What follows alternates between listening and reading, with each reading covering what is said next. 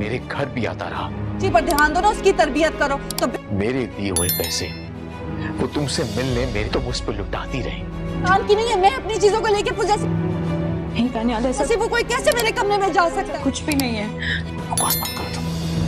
बाजिशा करने की बजाय ना, अगर अपनी बच्ची सीरियल दो किनारे के आने वाले किस्त में आप देखेंगे कि दुआ की तबीयत खराब होने की खबर सुनकर दशवार की माँ दशवार से कहती है, क्या उसी दिन के लिए तुमने दुआ को हासिल किया था?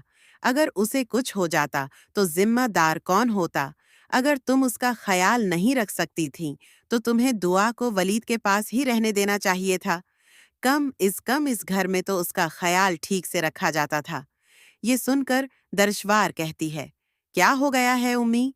मैं भी इंसान हूँ, इंसान से गलती हो जाती है। इसका ये मतलब तो नहीं कि मैं अपनी बेटी, वो मुझसे मोहब्बत नहीं करती या मैं उसका ख्याल नहीं रख सकती।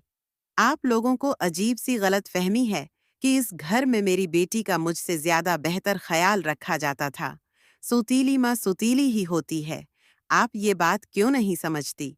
ये सुनकर दुर्शवार की माँ कहती है कि तुम उसे गलती कहती हो, ये लापरवाही थी।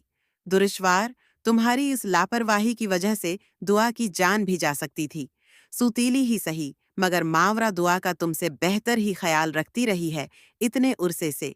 ये सुनकर दुर्शवार कहती है कि आपको तो इस दुनिया का हर इंसान सही लगता है सिवाय मेरे। मेरी बच्ची हिस्पताल में पड़ी है और आप मेरे सामने मावरा के गाने गा रही हैं। आप किस कसम की माँ हैं? ये सुनकर दुर्शवार की माँ कहती है कि अभी भी वक्त है, दुर्शवार अपनी जिद छोड़ दो और दुआ को वलीद को दे दो। तुमने सुना ना डॉक्टर ने क्या कहा है? अगर ऐसी लापरवाही दोबारा हुई तो दुआ की जान भी जा सकती है। क्या तुम्हारी जिद तुम्हारी बेटी से ज्यादा अहम है? बताओ। ये सुनकर दुर्शवार कहती है कि अगर आप मेरे उस दुख में साथ नहीं दे सकते तो बुरा ही कर्म घर चली जाएं। मैं आपकी ये बातें नहीं सुनना चाहती, जो देखो बस मुझे गलत साबित करने में लगा है, रहता है।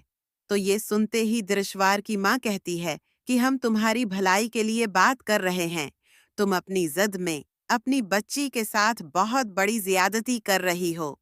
अगर तुम्हारी इस लापरवाही और जिद की वजह से तुम्हारी बेटी को कुछ हो गया तो तुम कभी भी खुद को माफ नहीं कर पाओगी।